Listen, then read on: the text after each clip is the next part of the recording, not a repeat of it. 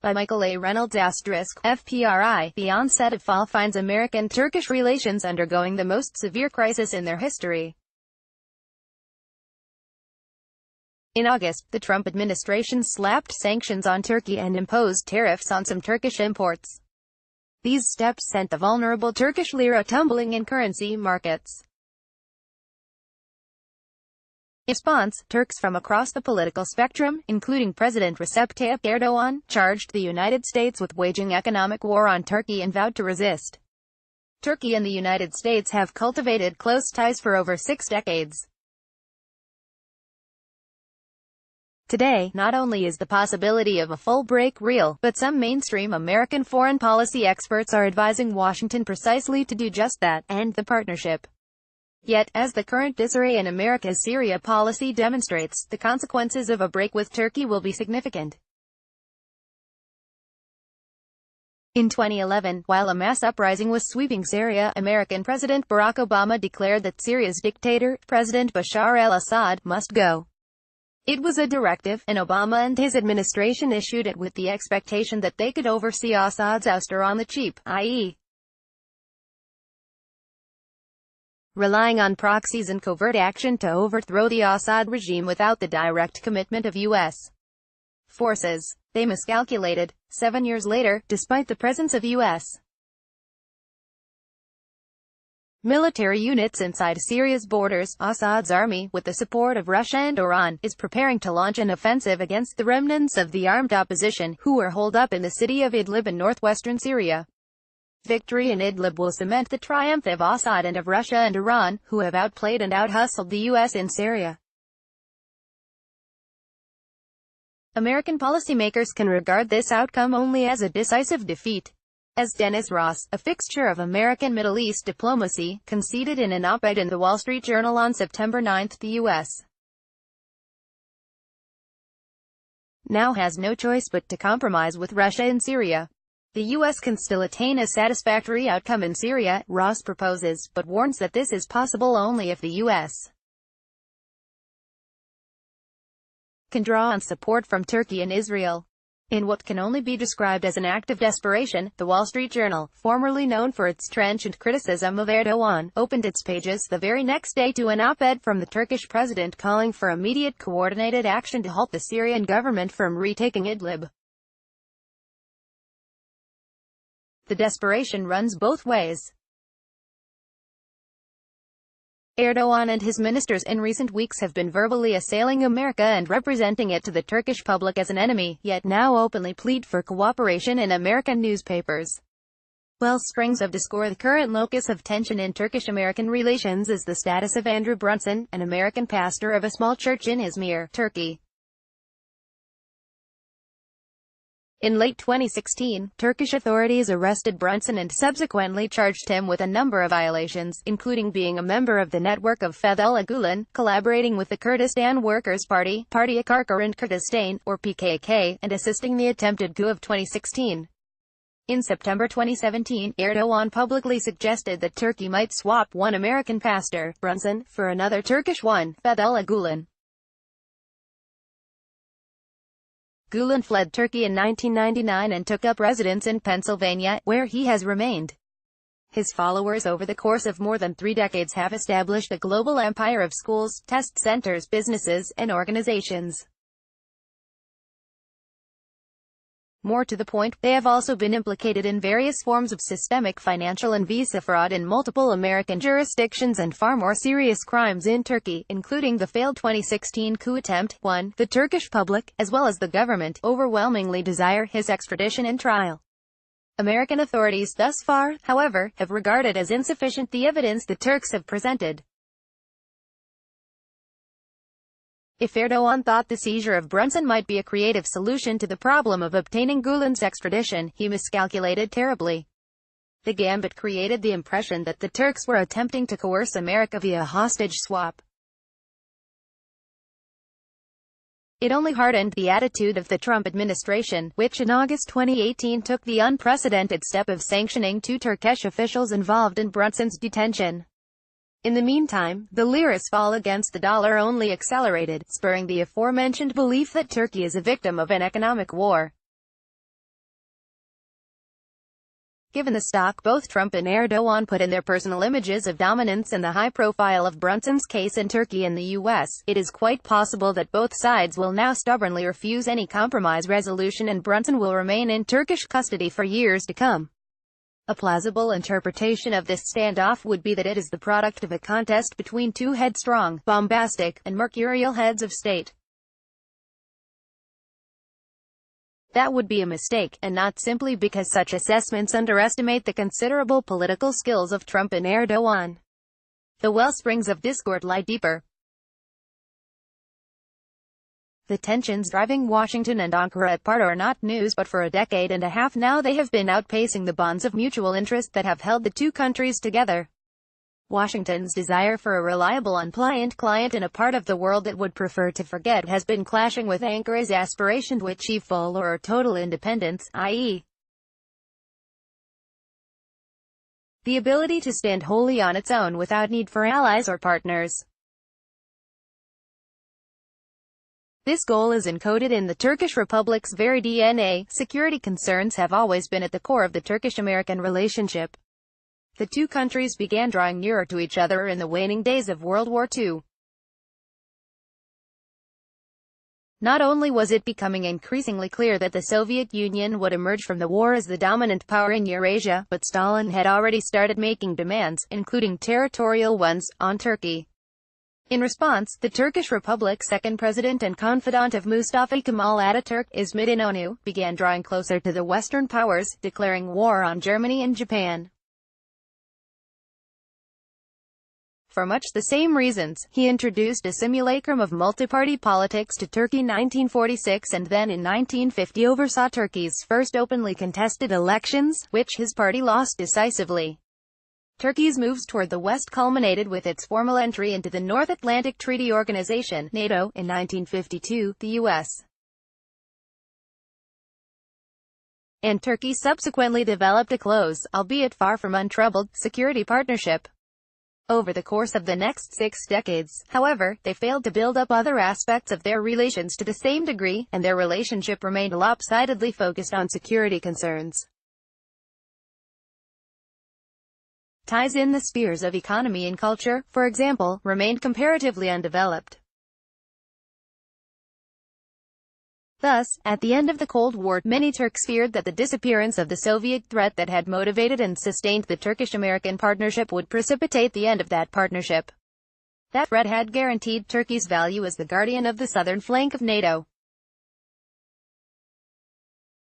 Its evaporation, Turks anxiously concluded, would entail a waning of American interest in Turkey and inevitably Washington would discard its Cold War ally.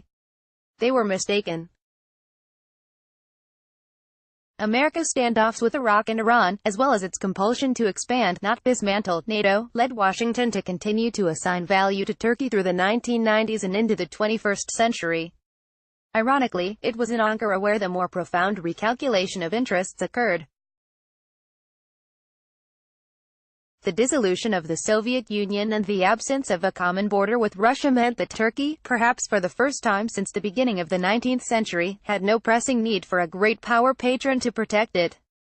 Moreover, the rise of the Justice and Development Party, AK Party, of which Erdoğan is a founder and member, in 2002 represented a sea change in Turkish politics as a rising class representing the Anatolian heartland displaced the old Republican elite with roots in the Balkans and the Aegean coast. The AK Party was, and remains, a comparatively mild Islamist party. It has not pursued anything like a Sharia agenda and indeed the majority of its members neither want a Sharia-based order nor have a concept of what that might even look like. Nonetheless, the crucial fact remains that its leaders and members do assign high importance to their identities as Muslims and conceive of that identity as distinct from, and often in opposition to, the West.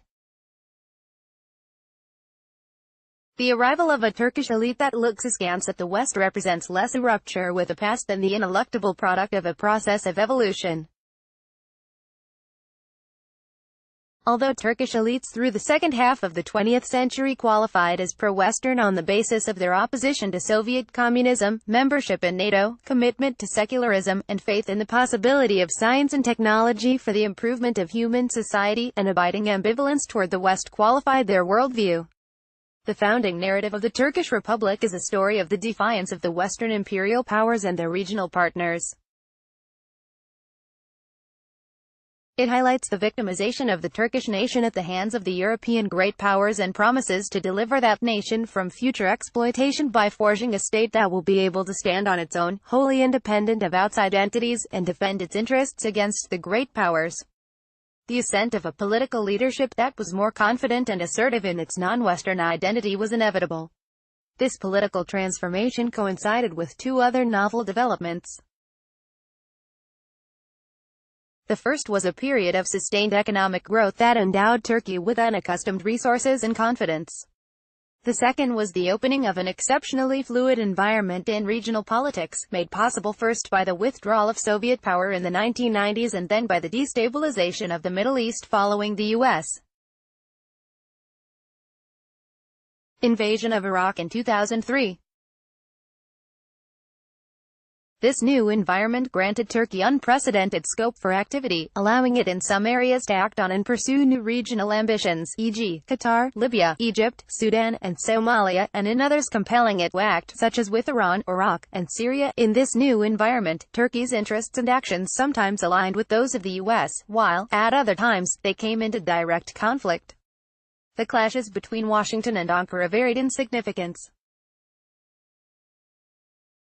Some of Ankara's actions, such as accommodation of Iran and challenges to Israel, contradicted fundamental American policies, and Washington could not write them off easily. The scuffling gradually corroded mutual trust. From the Turks' perspective, the Americans have been, at best, cavalier about Turkey's interests and even security. A great many Turks, whose numbers span both opponents and supporters of the government, suspect worse, namely that the Americans are deliberately subverting their country. The American intervention in Iraq did create severe headaches for Turkish security planners, particularly as the chaos began to spill out of Iraq and into Syria. The question of the future of Iraq's Kurdish North, Iranian penetration into Iraq, and the intensification of sectarian warfare were intertwined, and all were necessarily of primal concern to Ankara. Some Turks came to believe that the Americans were stoking disorder in Iraq deliberately as a way to keep Turkey and other Middle Eastern states off balance and preoccupied. It was a baseless, even absurd, notion. But when, for example, ISIS acquired its formidable arsenal by taking possession of abundant amounts of captured American weapons, including M1 Abrams tanks, and Iranian militias also laid their hands on captured M1 tanks, for some the belief that the Americans were playing double games became difficult to shake. But the revelation that the American military was working closely with the Kurdish Democratic Union Party, Partiya Yekkadiye Demokrat, or PYD, in Syria was something that earlier only paranoid Turkish nationalists could have imagined. To the Americans planning the military campaign against ISIS, the militias of the PYD were natural, and perhaps essential, partners. In order to vanquish ISIS, the Americans needed allies on the ground, and those militias are disciplined, capable, and bitter enemies of ISIS. They possess both the necessary attributes and motivation to counter ISIS. But what the Americans overlooked, whether out of neglect or indifference, was the PYD's status as a subsidiary of the PKK. The PKK is an organization that has been waging a sustained violent campaign against the Turkish Republic, utilizing tactics that have included suicide bombing, over the course of more than 3 decades. Indeed, in 1997, the U.S. Department of State designated the PKK as a foreign terrorist organization. Turkey has no more dangerous or tenacious foe than the PKK, and the sense of betrayal that American collaboration with the PYD provoked is impossible to overestimate. Washington, however, has by all appearances regarded the matter as something akin to an inconvenience to Turkey. Moreover, in directing their outrage at Ankara for its backing of jihadist elements opposed to the Assad regime in Syria, American critics of Ankara too conveniently overlook both the cooperation with the PYD as well as American efforts to mobilize so-called moderates from jihadist ranks, including from groups affiliated with al-Qaeda. American strategic myopia has unquestionably been a crucial factor compounding the disintegration of the Turkish-American relationship. As I have written elsewhere, American inattention facilitated Russia's efforts to draw Turkey closer. Those efforts, while thus far falling short of pulling Turkey decisively away from the West, have been remarkably successful in stoking Turkish recalcitrance by feeding into Turkish delusions of having a viable strategic alternative to the United States. Coming after the sharp clash between Turkey and Russia over Syria that resulted in Turkey downing a Russian jet in 2015, the Russian success, and concomitant American failure, is all the more remarkable. Yet, there is no denying that Turkish ambitions, be they misplaced or sound, or the key driver in the unraveling of the relationship, and the salvaging of the relationship is not solely in Washington's hands. Emotional breakdown. It is common, indeed stereotypical, for practitioners of international and security affairs proudly to forswear sentiment in favor of cool, and hard, reasoning and logical analysis. The reality, however, is that emotion is no less a factor in international politics than in any other form of politics. Emotion has exacerbated and deepened the sense of betrayal in America and Turkey alike. Turkish-American relations are unraveling against a background of grand foreign policy failures for both countries. These foreign policy failures and embarrassments color attitudes and thought processes in Washington and Ankara. For nearly 2 decades, the Middle East has served as the focus of American foreign policy. Despite the expenditure of inordinate attention, exorbitant amounts of money, and considerable blood, American policy has yielded results precisely the opposite of what policymakers promised. Fiasco is perhaps the proper description. Far from becoming a beacon of pro-Western democracy, Iraq became both a font of instability and a vassal of Iran. The Arab Spring, initially ballyhooed as the overdue democratic windfall from the overthrow of Saddam Hussein's Ba'athist dictatorship, failed, and in doing so reinforced the cycle of government repression and Islamist opposition that American intervention was supposed to break. Al-Qaeda has not been vanquished. Indeed, radical Islam has proven resilient, making bids for power in Syria, Egypt, Libya, and elsewhere and metastasizing into still more virulent forms, notably the Islamic State, powerful enough to dictate the course of U.S. policy. The rise of the Islamic State made shreds of Obama's much-heralded pivot to East Asia. In Afghanistan, despite 17 years of fighting, all the U.S. can do is hold on to prevent the Taliban from triumphing. Amidst this unfolding string of disappointments and failures, Turkey, formerly taken for granted as a pro-Western pillar of stability and a promising example of democracy in the region, emerged as a cantankerous and quarrelsome partner, or even rival. Turkey's newfound defiance was yet another indication of a flailing American policy and flagging American power. Turkey's diffidence in the face of Russia's trouncing of Georgia in 2008 was one example. Although Georgia's bid to reconquer South Ossetia was indisputably reckless because Washington had already billed Georgia as a beacon of democracy and close ally, Ankara's reticence to back the U.S.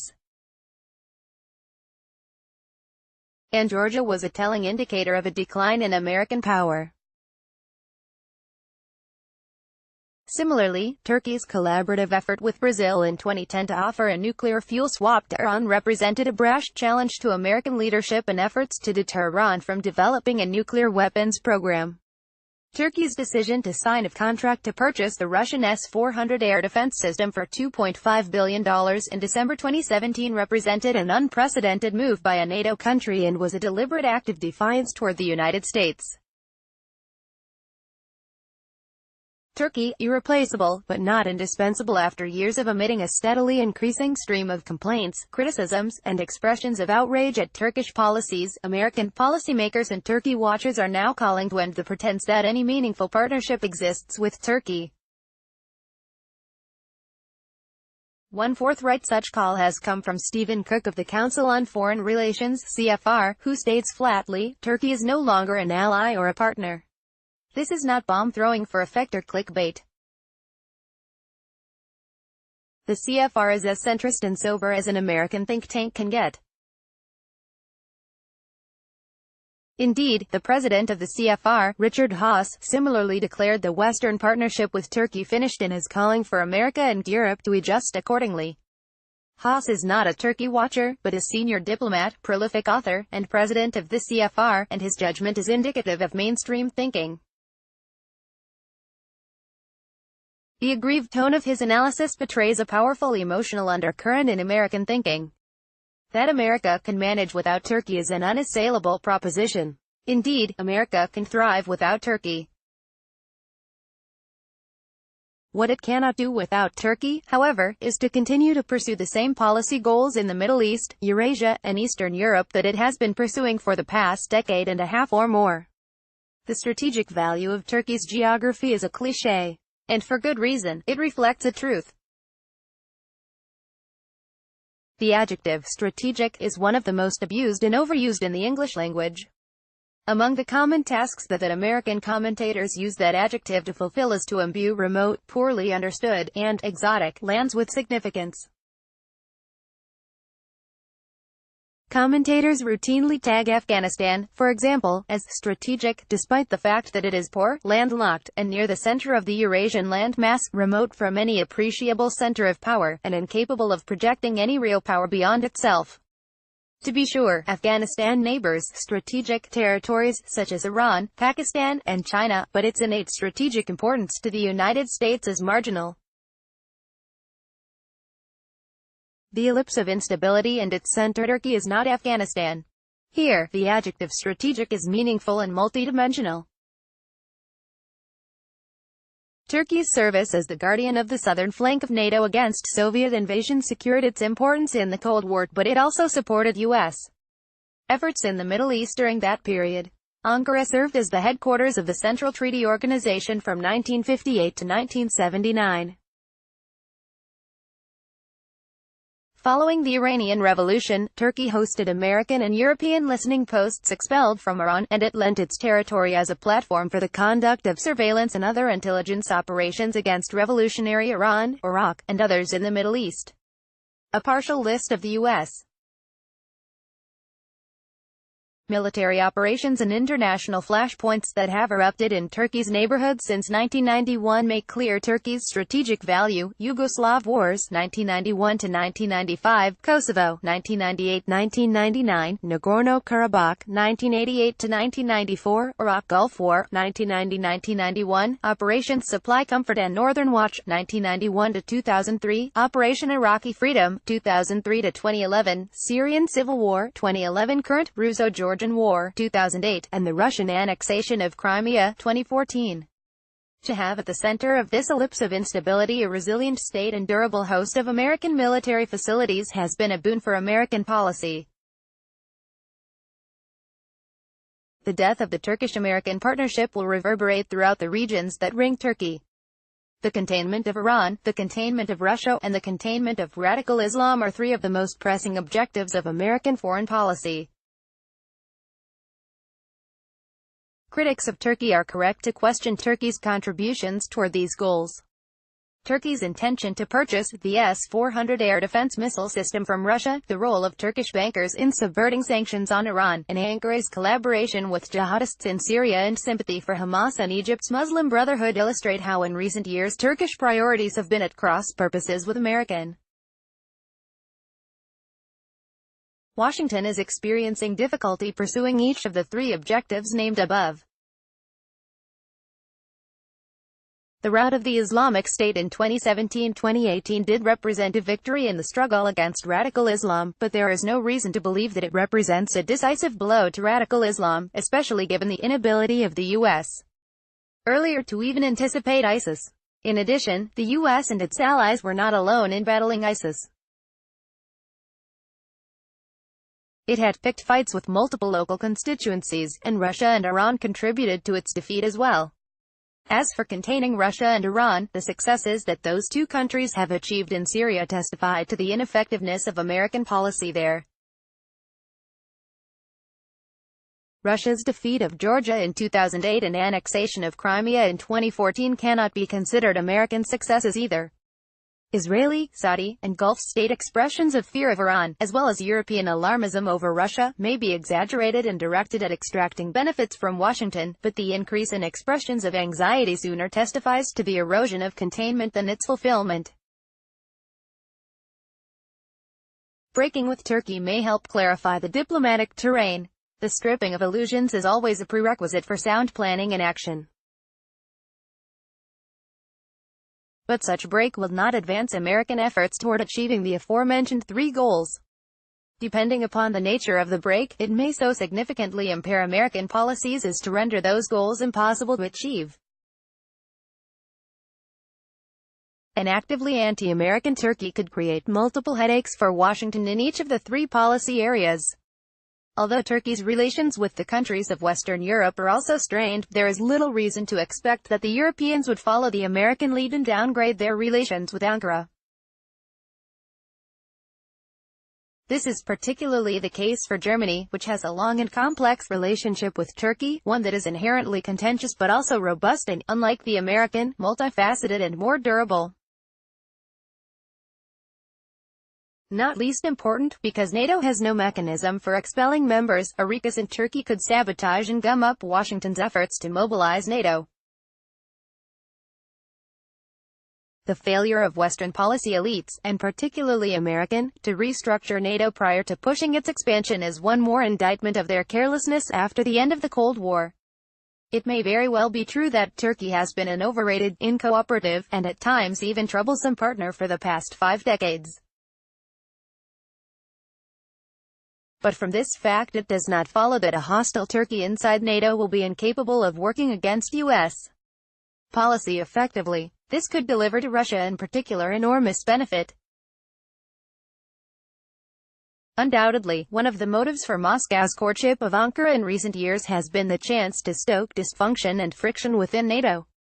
On the other hand, in the event such a scenario comes to pass, creative American policymakers perhaps could exploit it to create a new alliance system to supersede NATO, if the loss of Turkey as a partner will force Washington to reconsider core foreign policy goals. A break with America will have still greater consequences for Turkey. Some will be grim. There is no other country that can replace the U.S. for Turkey.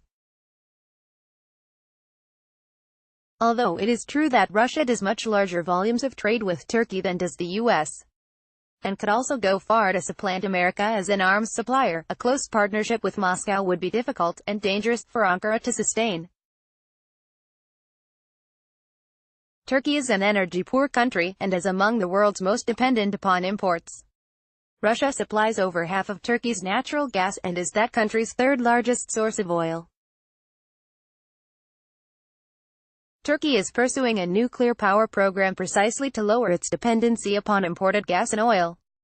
The rub here is that Turkey has chosen Russia to supply the nuclear technology and expertise it needs. Russia is the lead partner in building the first Turkish nuclear power plant at Akkuyu on the Mediterranean coast. Russia thus holds formidable leverage over Turkey in the area of energy. To be sure, it is true that economic dependency often runs two ways.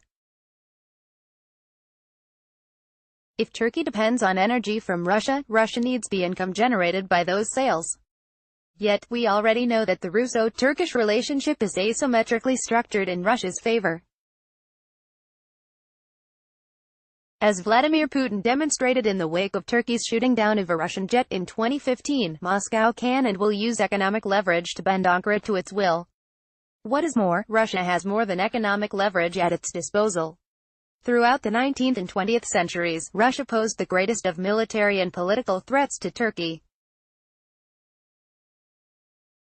Although Turkey and Russia no longer share a border, Russia through its intervention in Syria is again in position to squeeze Turkey politically and militarily, including through the sponsorship of Kurdish separatism, a force that Russia began cultivating in the 19th century. The future of the Kurds in Syria is one of the questions that awaits resolution, and, however it is decided, it will impact Turkey's future prospects for civil peace and prosperity. The PKK in the past used Syrian territory as grounds for training and staging operations into Turkey. Although as of late Russia has seemingly been solicitous of Turkish concerns about the PYD in Syria, it can, of course, change its attitude. Moreover, should Russia in the future opt to play the Kurdish card, Turkey would find itself alone. However justly Turks might lament America's recent cooperation with the PYD, it is a fact that the U.S. has a long record of backing Turkey in its fight against the PKK. Not the least illustrative example is the assistance the U.S. provided to make possible the tracking and capture of Abdullah Öcalan, the founder and leader of the PKK, in Kenya in 1999. A Turkey without an America will be more vulnerable, not less, to subversion, chronic insurrection, and potentially even partition. Is there a way out? As discussed above, behind the current crisis in Turkish-American relations are the sharply differing worldviews of Turkish and American political elites. Although these worldviews are not so starkly divergent so as to dictate a breakup in ties, see the oscillation on the editorial pages of the Wall Street Journal, they do create a predisposition on both sides to magnify, rather than minimize, disagreement. Miscommunication, discoordination, particularly in Syria, and negligence on both sides have exacerbated those differences, contributing to what has become the most sustained and serious crisis in the history of Turkish-American relations. What step that Washington could take that would advance U.S. interests and improve relations with Turkey while at the same time also bolstering the principle of the rule of law would be to take seriously the Turkish request for the extradition of Fethullah Gulen. Given the litany of documented crimes and subversive activities that Gulenists have perpetrated in Turkey, presenting a credible case for extraditing Gulen should not be impossible. Yet, by all reports, American authorities have deemed the evidence submitted by the Turkish government thus far as not sufficient for extradition. If the Turkish request is incomplete or incompetently presented, professional help should be rendered to remedy this situation. If the Turkish request for extradition is too tainted by legal and procedural irregularities to accept, there is the option of putting Gulen under investigation for the multitude of crimes and infractions he and some of his followers committed in the U.S. In itself, putting Gulen on trial will not repair Turkish-American relations, but it would send an important message that the U.S. understands the concerns of the Turkish public, not to mention the signal it would send to the American taxpayers defrauded by Gulen's network. Given the current state of relations and the depth of suspicions, that message could spur both sides to step back and evaluate their mutual interests more dispassionately and to ask what unites them rather than dwell on what should divide them. About the author, * Michael A. Reynolds is a 2018-19 Robert A. Fox Fellow in the Foreign Policy Research Institute's program on the Middle East and an associate professor in Princeton's Department of Near Eastern Studies.